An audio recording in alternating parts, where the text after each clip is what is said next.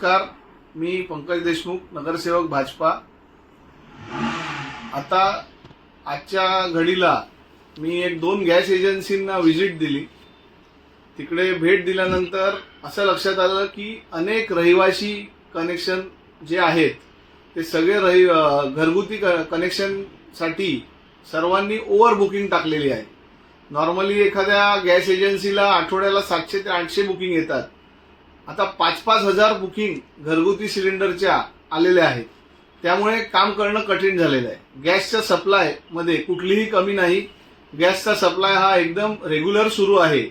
घरगुती गॅसचा कुठेच तुटवडा पडणार नाही आहे असं आश्वस्त कंपनीच्या सर्व मॅनेजरांनी केलेलं आहे। त्यामुळे कोणीही पॅनिक मध्ये बुकिंग टाकू नये। त्यामुळे काय होतं, एक्स्ट्रा सिलेंडर जर प्रत्येकाने घेतला तर ज्यांना गरज आहे त्यांना सिलेंडर मिळणं कठीण होत आहे।